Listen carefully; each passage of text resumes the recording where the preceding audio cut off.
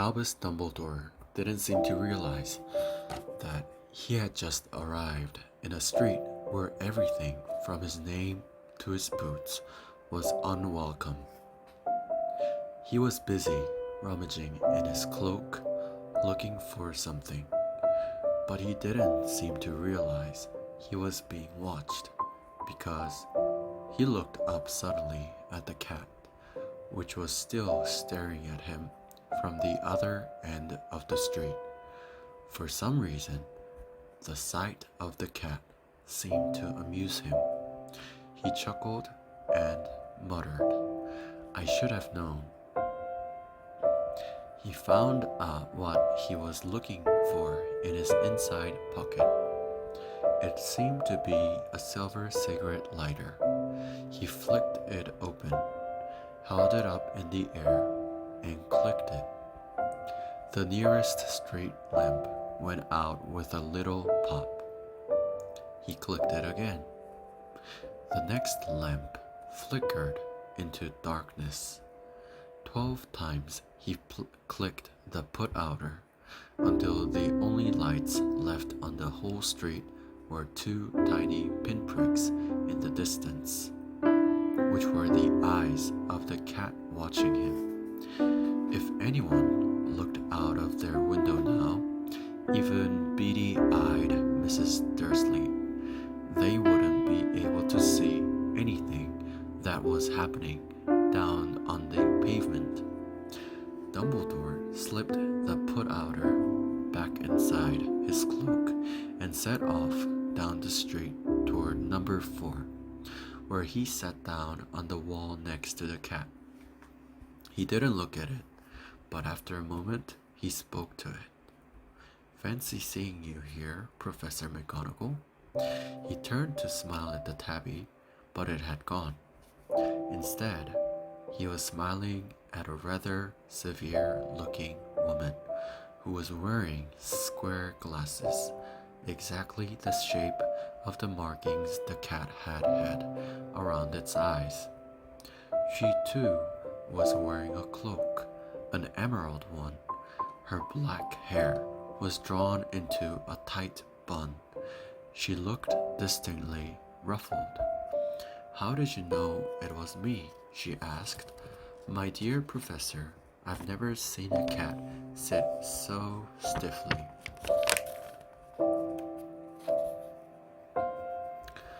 "You'd be stiff if you'd been sitting on a brick wall all day," said Professor McGonagall.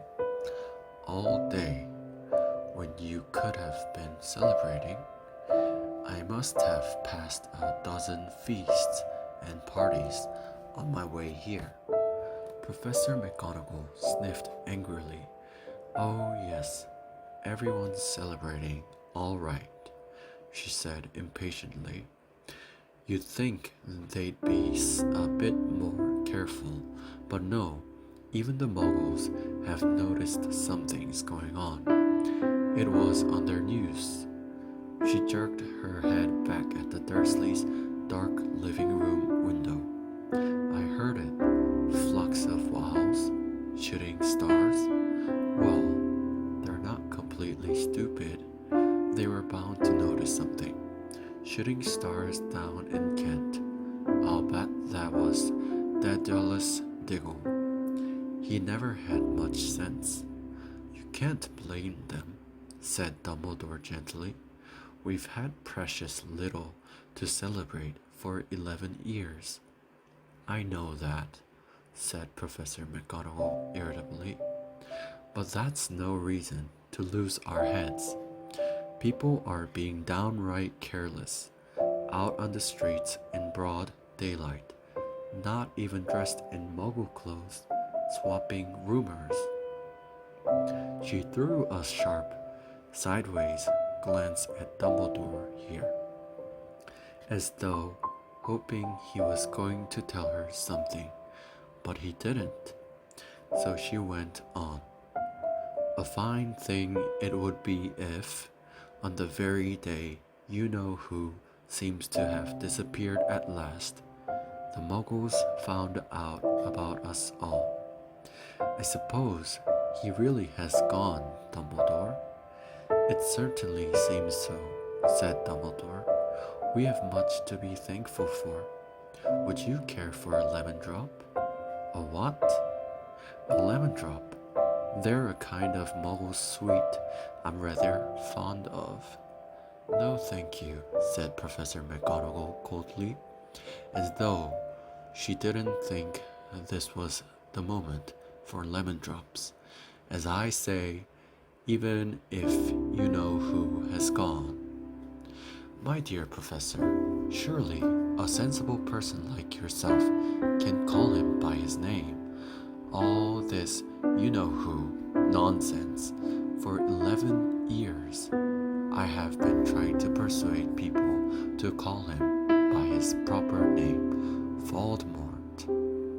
Professor McGonagall flinched, but Dumbledore, who was unsticking 2 lemon drops, seemed not to notice. It all gets so confusing if we keep saying you-know-who. I have never seen any reason to be frightened of saying Voldemort's name.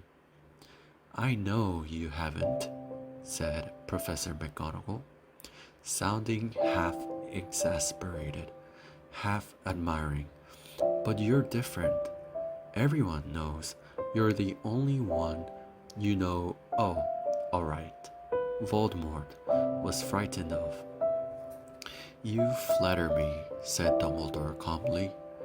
Voldemort had powers I will never have, only because you're too, well, novel to use them. It's lucky it's dark. I haven't blushed so much since Madame Pomfrey told me she liked my new earmuffs. Professor McGonagall shot a sharp look at Dumbledore and said, The owls are nothing next to the rumors that are flying around. You know what everyone's saying about why he's disappeared, about what finally stopped him. It seemed that Professor McGonagall had reached the point she was most anxious to discuss, the real reason she had been waiting on a cold, hard wall all day. For neither as a cat nor as a woman had she fixed Dumbledore with such a piercing stare as she did now. It was plain that whatever everyone was saying, she was not going to believe it until Dumbledore told her it was true. Dumbledore, however, was choosing another lemon drop and did not answer. What they're saying, she pressed on, is that last night Voldemort turned up in Godric's Hollow. He went to find the Potters. The rumor is that Lily and James Potter that they are dead. Dumbledore bowed his head. Professor McGonagall gasped. Lily and James? I can't believe it. I didn't want to believe it. Oh, Albus. Dumbledore reached out and patted her on the shoulder. I know, he said heavily. Professor McGonagall's voice trembled as she went on. That's not all. They're saying he tried to kill the Potter's son, Harry. But he couldn't. He couldn't kill that little boy. No one knows why or how. But they're saying that when he couldn't kill Harry Potter, Voldemort's power somehow broke, and that's why he's gone. Dumbledore nodded glumly. It's true? Flattered Professor McGonagall. After all, he's done. All the people he's killed, he couldn't kill a little boy? It's just astounding. Of all the things to stop him, but how in the name of heaven did Harry survive? We can only guess. said Dumbledore. "We may never know." Professor McGonagall pulled out a lace handkerchief and dabbed at her eyes beneath her spectacles. Dumbledore gave a great sniff as he took a golden watch from his pocket and examined it. It was a very odd watch. It had 12 hands but no numbers. Instead, little planets were moving around the edge. It must have made sense to Dumbledore, though, but he put it back in his pocket and said, "Hagrid's late? I suppose it was he who told you I'd be here, by the way?" "Yes," said Professor McGonagall, "and I don't suppose you're going to tell me why you're here, of all places." "I've come to bring Harry to his aunt and uncle. They're the only family he has left now." You can't mean the people who live here?" cried Professor McGonagall, jumping to her feet and pointing at number 4. "Hey, Dumbledore, you can't. I've been watching them all day. You couldn't find 2 people who are less like us. And they've got this son. I saw him kicking his mother all the way up the street, screaming for sweets. Harry Potter come and live here? It's the best place for him," said Dumbledore firmly. "His aunt and uncle will be able to explain everything to him when he's older. I've written them a letter." "A letter?" repeated Professor McGonagall faintly, sitting back down on the wall. "Really, Dumbledore? You think you can explain all this in a letter? These people will never understand him. He'll be famous, a legend. I wouldn't be surprised if today was known as Harry Potter Day in the future. There will be books written about Harry. Every child in our world will know his name." "Exactly," said Dumbledore, looking very seriously over the top of his half-moon glasses. It would be enough to turn any boy's head.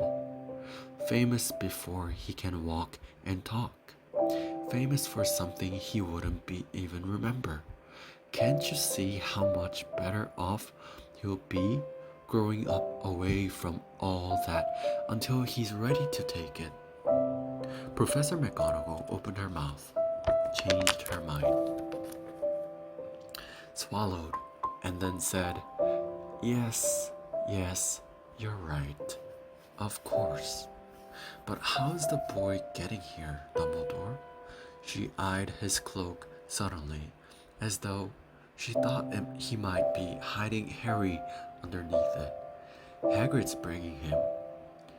"You think it wise to trust Hagrid with something as important as this?" "I would trust Hagrid with my life," said Dumbledore. "I'm not saying his heart isn't in the right place," said Professor McGonagall grudgingly. "But you can't pretend he's not careless. He does tend to..." What was that? A low rumbling sound had broken the silence around them. It grew steadily louder as they looked up and down the street for some sign of a headlight. It swelled to a roar as they both looked up at the sky, and a huge motorcycle fell out of the air and landed on the road in front of them.